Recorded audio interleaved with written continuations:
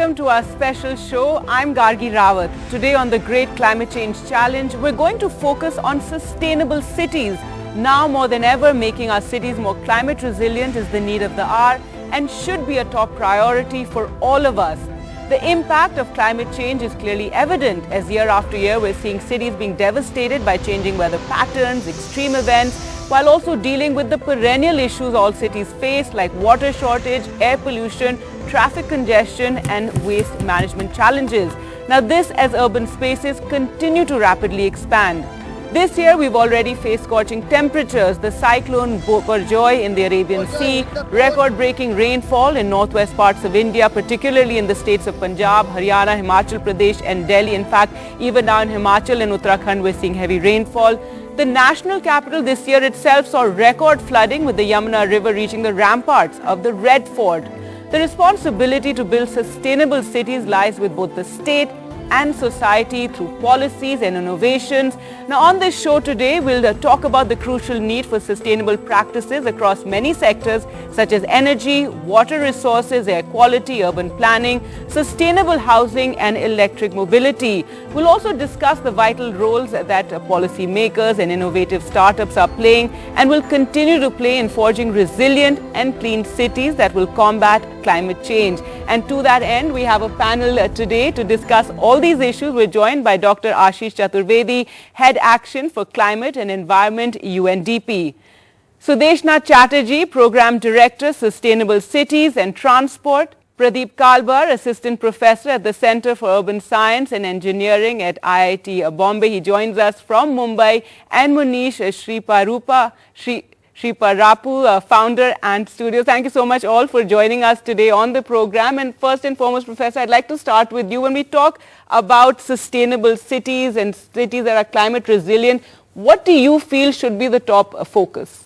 Well, cities are about people who inhabit those cities. So resilience should always be thought of in terms of how do you enhance the resilience and the adaptive capacity of those citizens. This is a basic concept about resilience of the inhabitants of a city. Of course, cities are also ecosystems in their own right. They have water bodies, they have urban green spaces, they have non-green spaces. So resilience is about the ability of the ecosystems and the people and the systems to respond to shocks.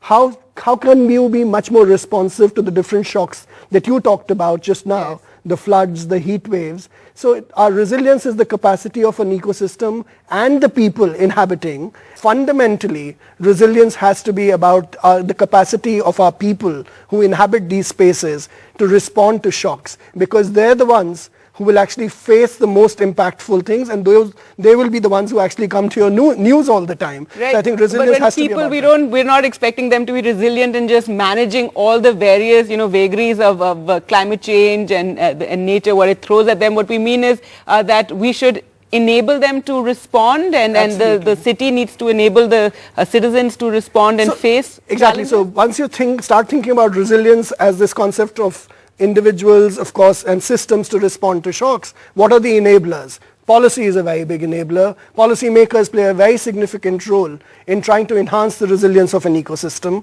Of course, there are natural systems which can be sort of triggered through policy drivers as well. And of course, innovation, as you said. How can we start thinking about innovation to drive resilience in some of these communities as well? So I think that's my first take. Sudeshna, your take on what do you feel are the biggest challenges we face today? When we talk about sustainable cities, I think we really need to first understand in the context of India how India is urbanizing. And by urbanizing means a city's urban footprint is expanding as well as the urban population is also growing. Dr. Chaturvedi's point is well taken about people, and absolutely we have to talk about resilience of people, but we also need to talk about the resilience of cities themselves. And when we talk about urbanization, India actually is right now about 31% urbanized, but by 2050 this is going to double. So we are going to add more than 400 million more people to our cities. Now, currently, at WRI, we are engaging in a lot of urbanization studies, and we looked at 4,000 plus statutory towns in India to see how they are expanding. And what's very interesting is that most of the growth is actually happening, more than 30% of the growth is happening outside city boundaries in what we call the peri-urban areas, which are outside the jurisdiction of the municipal corporations or city administration. So they have no planning, they have no management, they have no services, they have no transport. This is where, because and this we're seeing in city after city across the country. City after the country, in the country. It's absolutely clear, irrespective of this is a planned development or unplanned development outside city boundaries, it will eat away your agricultural land, it will eat away a lot of green spaces, water bodies, etc. And in this 10-city study of metropolitan cities, we found that about 47% of the growth is happening in the about 20 kilometers outside, 0 to 20 kilometers of the city periphery, and about 50% from the periphery, it's 130% of the growth is happening. It also means 44% of this growth is actually eating away green spaces, water bodies, or to put it in another perspective from a water, about 300 billion liters of water that should have reached the ground aquifers because of this built-up expansion is not recharging. So this is a loss of water, which is what contributes to your floods, because there is so much of built paved areas which is contributing to heat island effects and the heating. So flooding and heating are the two biggest things that Indian cities are facing. All right, so speaking about, heating and energy efficiency, Manish, if you could tell us a bit and tell our audience a bit about what you do and when it comes to energy as well as cooling systems. So we are working in the domain of trying to make this passive cooling in buildings much more accessible to people. Traditionally, all the buildings that we see in the past, whether it's in Rajasthan, Tamil Nadu, all parts of the country, buildings used to be designed according to the local climate and the surrounding conditions. Now these days we believe that there is one solution for everything. We do the buildings thinking that, okay, air conditioning is going to take care of any kind of problems that might arise. And we go thinking in the building design that this is going to solve the problem. And now that's what is actually creating a lot of energy crisis. I mean, when you look at the energy consumption for air conditioners and the emissions that they create on the environment are tremendously high. Now, so the work that we guys are trying to do is how can we make this passive solutions much more accessible to people, readily accessible, where people can adapt to traditional systems all across the country according to the local climate. And what is the response to this been, if you could share with us? So we are working in the domain of building envelopes that can cool the spaces. So in very simple terms, before the heat enters the building, if you can cool it right at the building envelope level, and as the air passes through the envelope, enters inside, it's naturally cooled. So the response has been tremendous. We are trying to make this as a product for that can be picked anywhere in the country according to their local thing. So yeah, the response has been fantastic so far. All right, well, we'll talk more about that. Professor Pradeep, if we can, go across to you now, and we're talking about first when we refer to these climate resilient cities, in your mind, what should be the priority? What are the issues that you think need to be tackled first? We have to start rethinking the entire development story that we are working on. We adopt a lot of Western concepts and which are not fitting in our context. Whether it is highly centralized infrastructure that we are creating for transportation or water networks, I can give a couple of examples on that. Or whether, as Manish ji has given example of, we are forgetting the conventional architecture and adopting air conditioning as the only one solution. So the whole problem is we have to think differently. For example, only the approach of providing more and more, like providing more spaces or providing more infrastructure or facilities will not solve the problems. For example, you build more roads, it will create more congestion. You provide more water freely, and people will start consuming more. Unless we shift to some different approaches. For example, there are approaches such as avoid, shift, and improve that has cities working on avoiding altogether the mobility itself. Have cities working on let's say shifting from one way of consumption to another low cost consumption. And then improving the existing, whatever required, we cannot avoid a shift, then improve. So this approach has to be adopted at every, infrastructure or service provisioning for cities. And while you do this whether you call it for doing it for resilience, in a way you are solving a problem of sustainability also. You're saying decongest and decentralize. Dr. Chaturvedi, what would you say to that, and how would one go about it? Because here we're talking about how more and more people from rural India are shifting to our cities. So how would we, manage the professor's approach? Well, the professor gave an example about water. I can give you the example of waste. So just imagine living in a large agglomeration like Delhi, which is producing anywhere upwards of 10,000 tons every day of municipal solid waste. How do you manage that waste? You could, of course, you've seen Ghazipur. Yes, of course, we all have. All of us have seen and have kind of really struggled with the site. You could potentially say we build large plants which will manage that waste. Or you could say, well, where the waste is being generated, in RWAs, in large corporation, sort of offices, in large sort of office complexes, that you have decentralized systems. They're the very basic principles of devolution, right? So you need funds, you need functions to be devolved, and functionaries. So I think we have funds, we are in a much better situation than we have been in the past, but I think we still struggle to find the right kind of functionaries in terms of planning. In order to answer your question about how does one implement, you really need to devolve the functions to RWAs, force them. Some cities have done it, like Bangalore mandates every apartment complex to actually do composting in-house. Right. I think composting is one of those key issues. When we talk about waste management that we really need to emphasize in all our cities, and as you said, RWAs. Well, before we go into a break, I'd like to ask the audience as well. Let's a quick poll. Each of you, what do you think is one of the biggest challenges that cities are facing? Starting with you. Ma'am, unplanned urbanization is one of the biggest challenge. Okay. Ma'am, the fascination that the rural people see towards the urban cities is one of the major cause for the migration of the rural trying people. to prevent that migration from happening. I feel that 50% of the carbon emissions is from the power sector. So switching to renewable resources to produce electricity would be one of the solutions. Some suggestion, there are some issues that the young people feel should be the big priority when it comes to making our cities more climate resilient. We'll slip into a short break and return with more.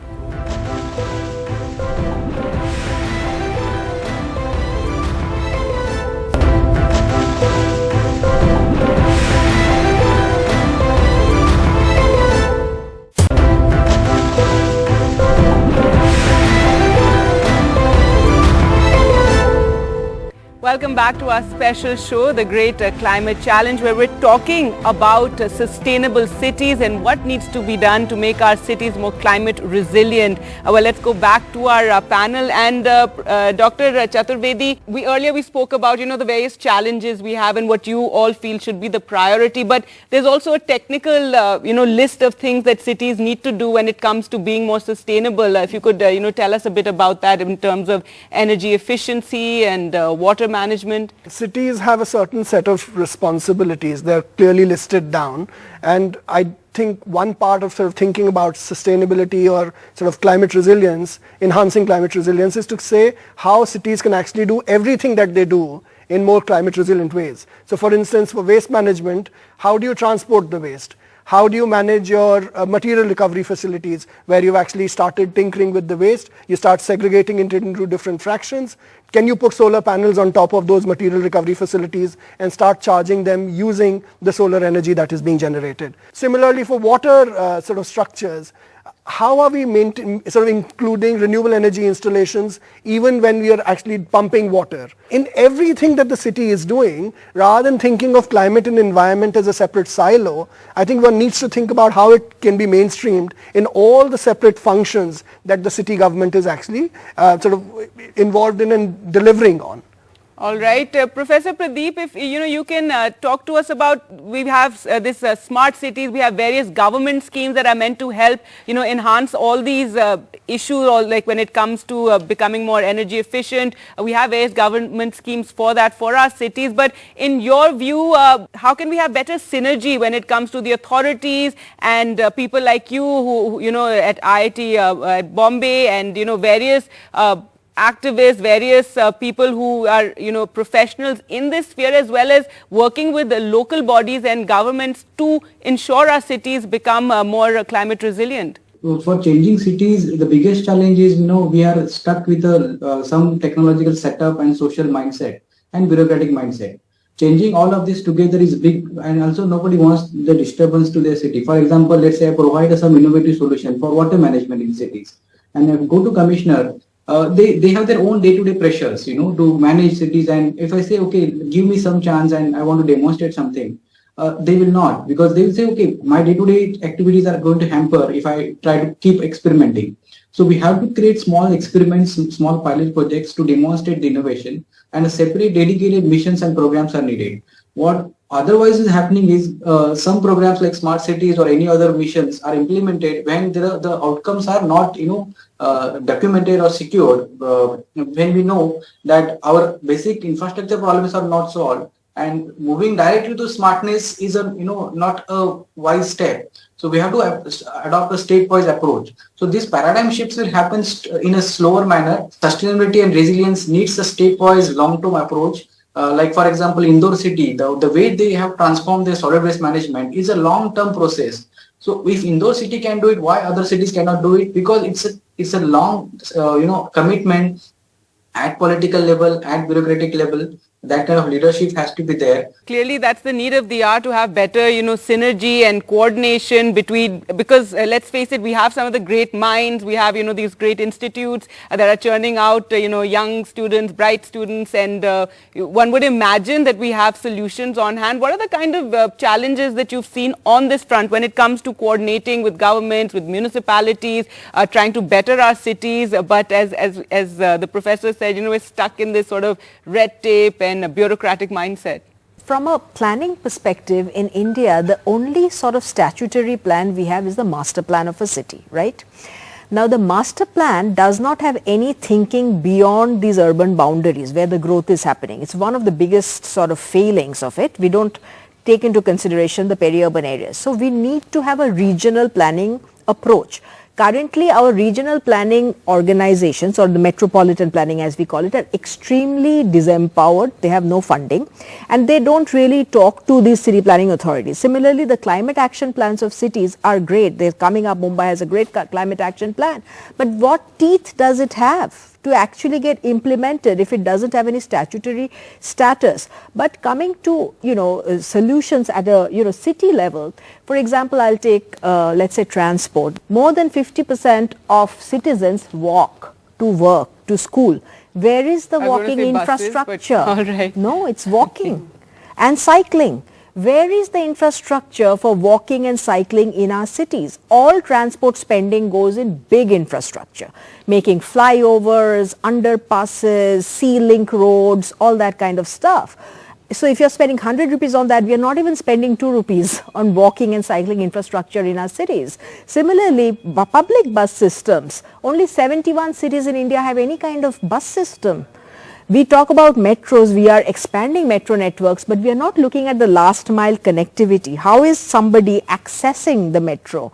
We know how difficult it is. We are not, there are no footpaths to work on. The cab aggregators and all are expensive. If you look at the kind of people who use public transport in our cities, can they really afford to do that? So innovation is happening, but it's not happening from an equity lens.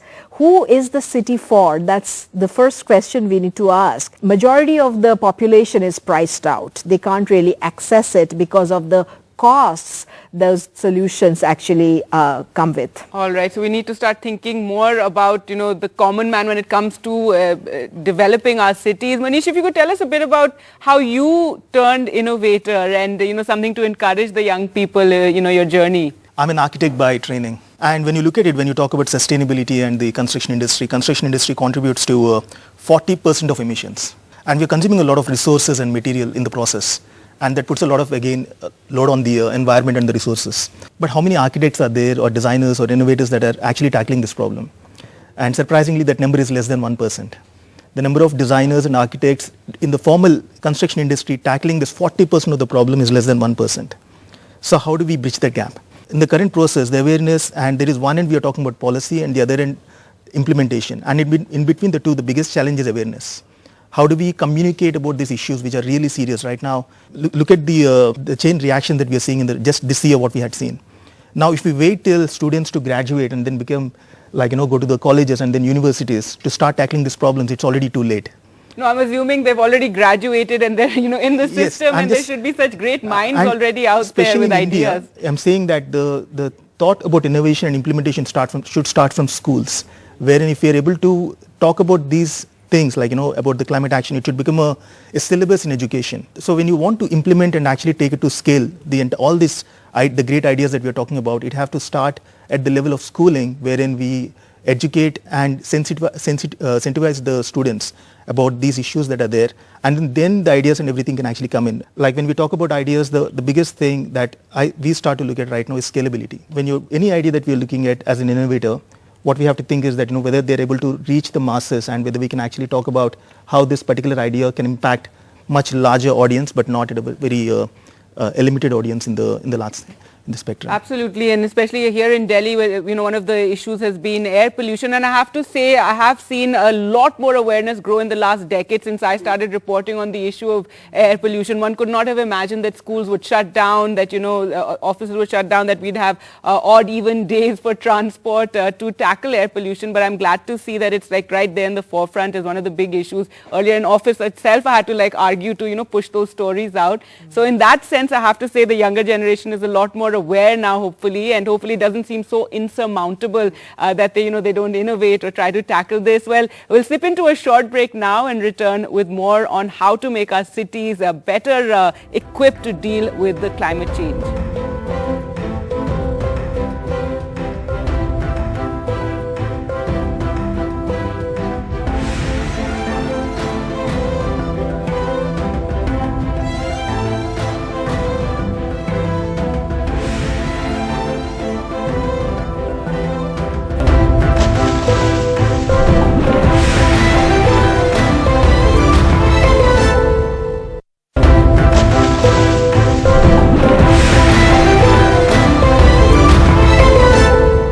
Welcome back to our special show where we're talking about sustainable cities and steps that we need to do to make our cities, enable them to face the challenges that are being thrown at them more and more frequently, as we've seen in our own experience. In fact, Dr. Chaturvedi, I wanted to talk about this issue of flooding, because this is something I think that all of us have seen in various cities. Chennai had its terrible floods, then Bengaluru, and this time we've had in Delhi itself, and we're also seeing what's happening in the hill states of Uttarakhand as well as Himachal Pradesh. So flooding, that is one thing.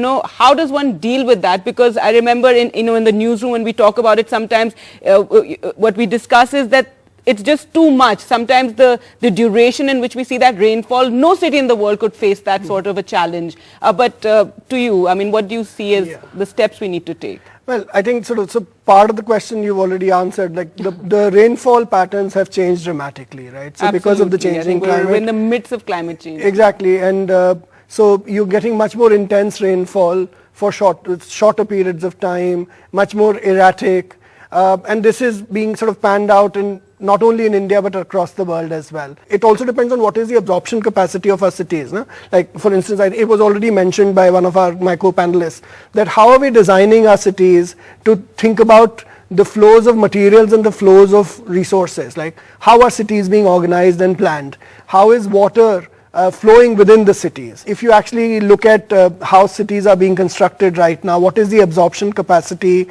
of our ground surfaces, right? How are we looking at floodplains? Are we building in our floodplains? Are we kind of encroaching on our floodplains? And if you look at the Delhi floods, you can actually see quite sort of the Yamuna reclaimed its floodplains quite brutally.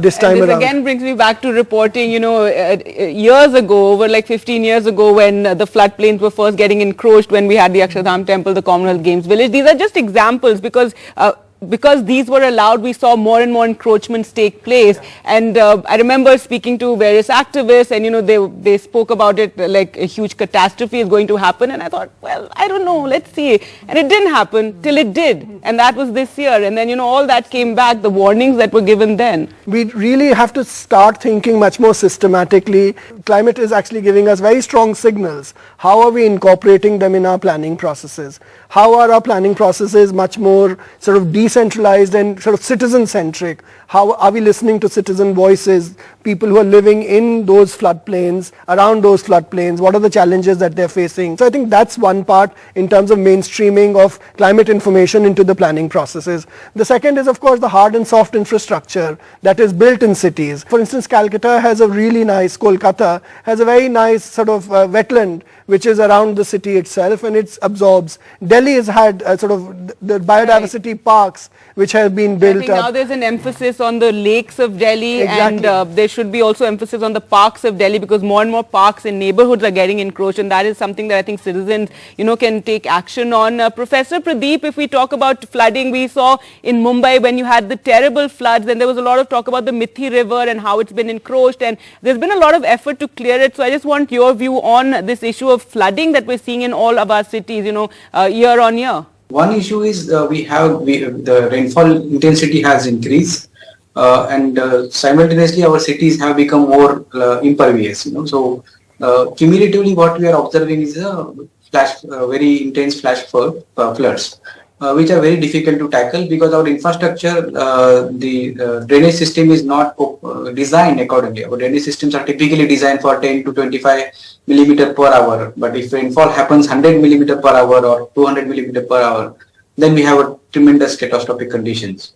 So to prepare for such kind of disaster, and one of the research projects that we are working on is what are the different interventions, low-cost development interventions, or people call it water-sensitive urban design, blue-green infrastructure, different terminologies are there, or nature-based solutions. For example, can we adopt green roofs to some extent? Can we adopt, let's say, retention ponds, rain gardens as a strategy? So for cities like metro cities, such kind of solutions are also very difficult to implement because space itself has been taken out from these cities. So one is how to mitigate, first of all, the situation by adopting the interventions. I think that will take long term to implement. So we have to start acting on now by adopting nature-based solutions as a strategy in the developmental plans in the cities. And secondly, we have to prepare ourselves for adaptation. So early warning systems, like Mumbai is going to implement Doppler radars, 4 Doppler radars going to come in Mumbai city. That will give the early warning system to the people who do not have access to information, and also working with the local communities to provide this information to the lowest part of the society so that they are prepared. So such kind of different strategies we have to think. One is mitigation and simultaneously adaptation. Though I do remember one of the issues was that even when the flood warning was there, a lot of people refused to leave their homes because they didn't want to believe that it's going to get that bad. It's not happened before. They knew other houses that get flooded, but it never happened to theirs. So that has been a huge challenge.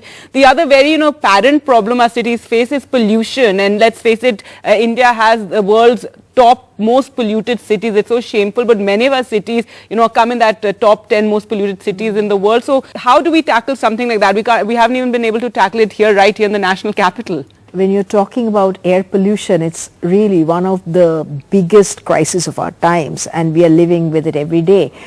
There are these the Clean Air Act, National Clean Air Action Plans that's been talked about, and they are very, a lot of city-based actions, whether it's looking at sustainable transport systems, again, promoting walking, cycling, non-fossil based approaches to urban greening, to a lot of other technological solutions. But then we also have to understand a lot of these environmental issues are cross-border issues. They are not limited to the boundaries of a city. And so the other way of, our... Like in Delhi, we blame Punjab, Haryana, Rajasthan for the pollution. River waters flow across states, air flows across states. So how can you only have a solution that is limited to the boundaries of the city? In fact, our 15th Finance Commission was very interesting because it talks about fiscal transfers to cities and states that are taking action on these environmental issues. And for air pollution, it actually talks about adopting an air airshed approach. And so there is a lot of focus on right now, I think 42 cities using that approach, and they are putting in a lot of investments into doing that. It is really right now, the work I would say has sort of just started. It's tip of the iceberg, but it's a much larger problem, and it requires much more sort of concerted policies are there, and there's funding now coming in, but it requires political will. When you are looking at construction dust, we can control that to a large extent, but then there's a lot of garbage burning that happens, plastic burning, which are very, very micro interventions. But it all adds up, it compounds. Manish, this all sounds, very insurmountable for the average person, but what would you say that people can do in their own neighborhoods to, make it a little better and to make a little effort on this front? So in the recent past, we have seen a lot of raise when it comes to, now I think every house, it became very common to use an air purifier, which was not the case few years back. And one of the things that we also should start looking at is the impact of the filters that are being used and what's going to happen to those after the life cycle. So for the local neighborhoods, and when you're talking about at a smaller scale, when you're talking about air purification, we should be prepared for what, again, the solution that we're using right now, what kind of an impact it has probably 5 years or 6 years down the line. What happens to it when these reach the landfill. So at a local neighborhood, we should start looking at more greens and parks and more nature-based solutions actually to cater to these problems. Do whatever we can in our own localized area. Well, yes. I can see, I know a lot of you have questions, so we're going to slip into a short break now and return with questions from the audience for our panelists. Stay with us.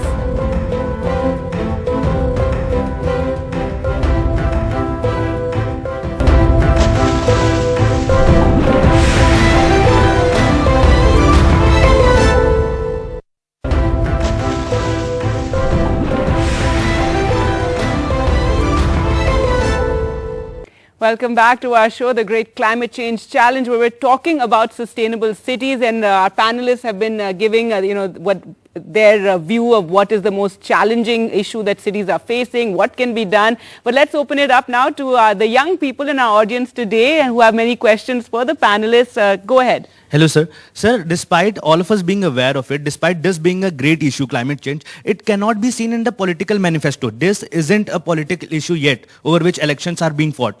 Why do you think this is so? I will take a few more questions and then... This is Pavel Singh Gujaral from SGGB Khalsa. I just wanted to ask, due to massive migration in urban cities, there is a huge difference between the rate of regeneration of resources in comparison to the consumption of resources. So what policies should be implemented, or what policies are there to reduce this huge gap, the huge difference between these two rates? And any more? Yes. Hello, sirs and ma'ams. Sir, the thing that the air pollution that increased rapidly in Delhi, kind of the city like Delhi, we see that the mindset of people of using public transport, because we have seen that the public transport is not fully used by the people. Their mindset that if they have the little bit money in their pocket, then they rapidly use their own transport or use cabs instead of public transport. So a couple of questions there. So first and foremost, of course, the political question, I think, which is the most difficult. I wish people were more aware and would vote on issues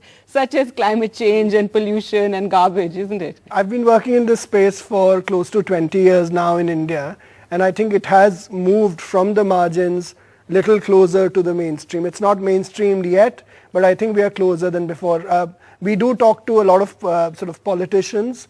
We do get invited, and members of parliament who've reached out to talk about how renewable energy could be introduced in their constituencies. It's much more kind of discussed in the sort of political circles as well. The nationally determined contributions, India's commitment to the Paris Agreement and beyond have been, so India has been kind of raising that commitment. Of course, that's also a political message, and which political party kind of pushes that agenda more can also be viewed differently by different. And I think that's up to the public and the young people, the voters, to prioritize these issues.